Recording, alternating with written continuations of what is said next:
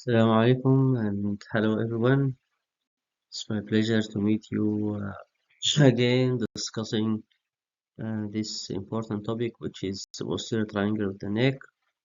So let us get started. My agenda for this session is to describe the position of the posterior triangle of the neck, and as well to describe the boundaries, roof, and floor of the triangle. And finally to explain and describe the contents of the posterior triangle. Um, as it is clear from this picture that this triangle is positioned and located posterior to the sternocleidomastoid muscle. Generally speaking, the posterior triangle is found behind the sternocleidomastoid muscle. Okay, and this triangle is bounded by the posterior border, anteriorly bounded by the posterior border of sternocleidomastoid muscle, and posteriorly bounded by the anterior border of trapezius muscle, and inferiorly bounded by the middle third of the clavicle. Okay, so this is the position and the boundaries of the triangle. Again, this triangle, which is a posterior triangle, is subdivided into two other subtriangles. One which is big and large here, this is called occipital triangle, and the other one which is small here is called supraclavicular triangle. And these two triangles uh, based or divided based on the presence of the posterior belly of omohyoid. So this is omohyoid muscle. If you remember, we talked about it last time when we talked about the infrahyoid group of muscles. It has superior belly and uh, posterior belly, or superior belly and inferior belly. Sorry. So this belly, which is here, crosses, and it is considered as one of the contents of the posterior triangle itself, crosses the posterior triangle and divide it into a bigger occipital triangle and a smaller supraclavicular triangle. Regarding the contents of the posterior triangle, it has the following contents from above downward. So we start by the skin. The posterior triangle is covered by the skin, which represent the roof. Then it represents the roof of the triangle. Then when we go down, we'll get into the superficial fascia. In superficial fascia, we have lots of contents. One of them is this muscle, which is platysma. As you know that the platysma originated from the pectoral fascia and inserted into the lower border of the mandible, and it assists in opening of the mandible and the lower lips, and it is considered as one of the muscles of facial expressions. Okay, so this flat sheet of muscle, which is found in the superficial fascia, is considered as one of the contents of the posterior triangle. Also, we have a vein crossing here. We'll see it in the coming slides. This vein is called external jugular vein. Talk about it also last time, but we will revisit it again in this session. Okay. We also have cutaneous branches of the cervical plexus. We'll talk also about the cervical plexus as contents, but these nerves are found in the superficial fascia. There are four superficial nerves that supply the area of the skin of the neck in general. Okay, and when we go more deeper, we have the investing layer of deep cervical fascia. So this is regarding the roof of the posterior triangle. Regarding the floor of the posterior triangle, the floor is mainly made up of muscles. So a group of muscles lie on the floor of the posterior triangle, and these muscles as follows. From the top here, this small muscle that we just did here, this is called semispinalis cavities, okay? And underneath this muscle, semispinalis cavities, we have splenius cavities muscle, and below this splenius cavities muscle, we have levator scapulae muscle, and uh, deep or below the levator scapulae muscle, we have three um, scalenus muscle. We have scalenus posterior, scalenus uh, medius, and scalenus anterior. So anterior, medius, and posterior, three scaleni muscles, levator scapulae, splenius cavities, and semispinalis cavities. So these muscles represent the floor of the posterior triangle. One of the important contents of the posterior triangle are nerves, okay? And one of these nerves is the branches of the cervical plexus. So the cervical plexus is a network of nerves that originate from the roots C1, C2, C3, and C4, okay? This plexus has uh, two muscular branches and four cutaneous or sensory branches. So let us see the two muscular branches. The first one is called ansa cervicalis, okay, ansa cervicalis, and this ansa cervicalis uh, contain nerve roots coming from C1, C2, and as well C3. So C1, C2, C3 contribute to the formation of ansa cervicalis, which supply the muscles of the neck, especially the infrahyoid muscles. We talked about this last time. The other muscular nerve is the phrenic nerve, which is here. Okay, so this is the phrenic nerve. As you see, the phrenic nerve, the nerve roots of this nerve coming from C3, C4, and as well C5. C5 is not part of the cervical plexus; it is part of the brachial plexus. Yet it contributes to the formation of this nerve. As you know, this is one of the very important nerves in the body because it supplies the diaphragm, which is the main muscle of respiration. So, if there is any injury that lead to cut of this nerve, probably this will lead to death due to respiratory failure after respiratory exhaustion. Okay, so this nerve is very important. Regarding the four cutaneous sensory branches, we have lesser occipital nerve, which is here. Then we have greater auricular nerve, which is this one. And we have transverse cervical nerve. And we have one that divided into three that supply the lower part of the neck and upper part of the chest, which is called supraclavicular nerve. So these are the four sensory cutaneous branches. So let us see them in more details. As I said, regarding the contents of the posterior triangle, we have nerves, and we talk about the cervical plexus. This is the main component of the nerves, and also we have brachial plexus trunks. We'll see it in minutes. Brachial plexus we studied mainly in the upper limb, yet the roots and as well the trunks are formed at the level of the neck, especially the posterior triangle of the neck.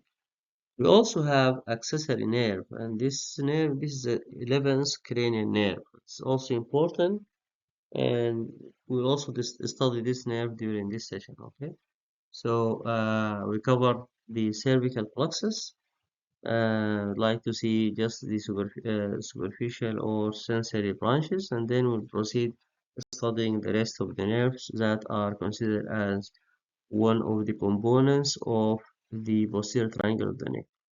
So let us see, as I said, these four nerves.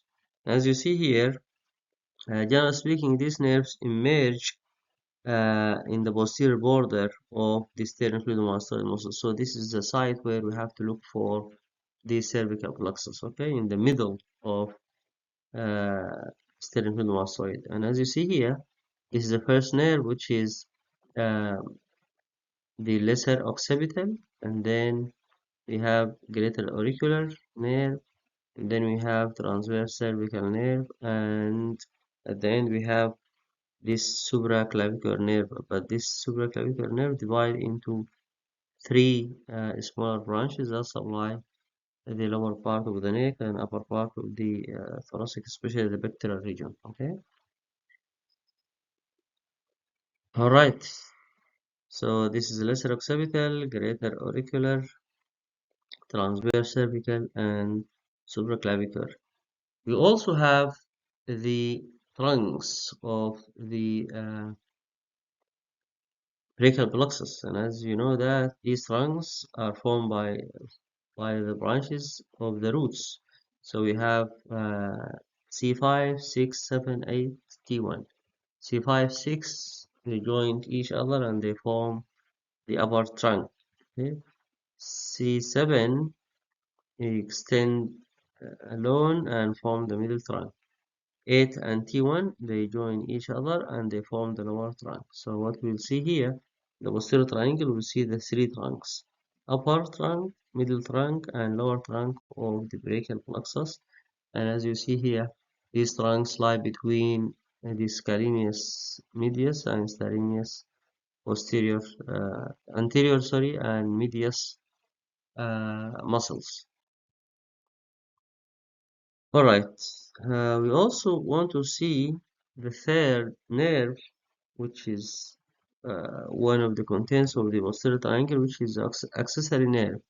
And as you see it here, the accessory nerve, as you know that, it originates from the roots from C1 to C6 cervical vertebrae, cervical nerves. C1, C2, C3, C4, C5, C6 cervical nerves. And then these nerves join each other and ascend to the brain. They ascend to the skull. They enter the skull through the foramen magnum.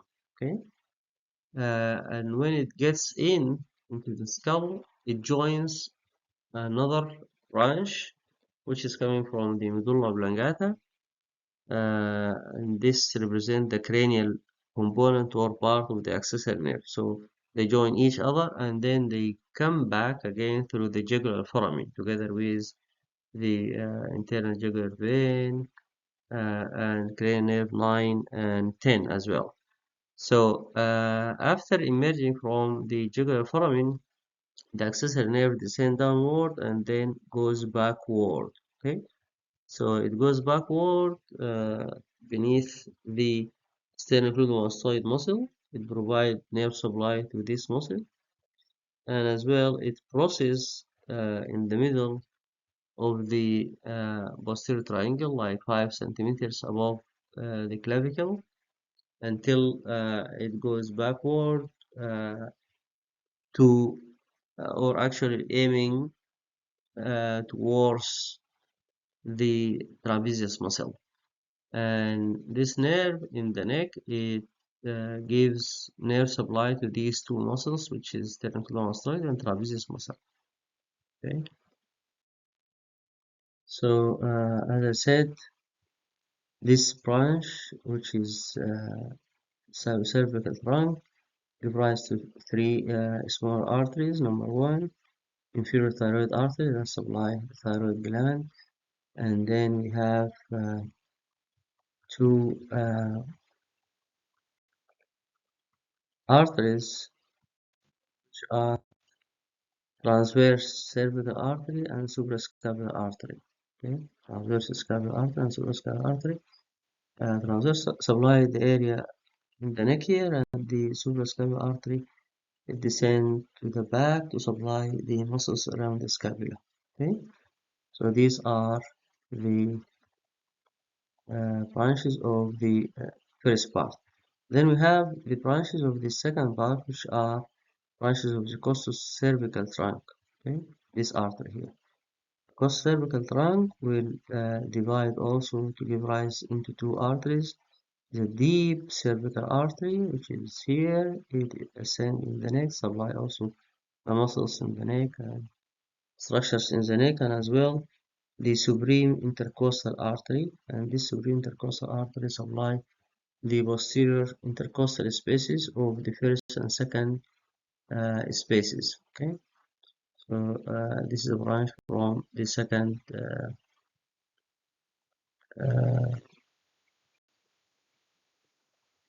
part of the artery. Regarding the veins, and as you see here, we have the subclavian vein.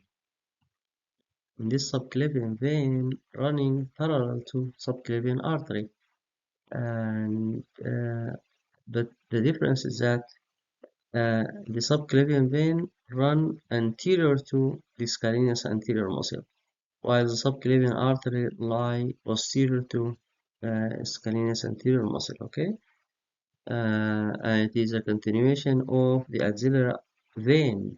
Okay, and it will join the internal jugular vein to form the brachiocephalic veins, right or left. Okay, so here this is the subclavian vein. We also have, as one of the contents of the posterior triangle, we have this vein which is called external jugular vein, and as you see, external jugular vein is made up by the union of the posterior auricular vein and the posterior branch of retromandibular vein.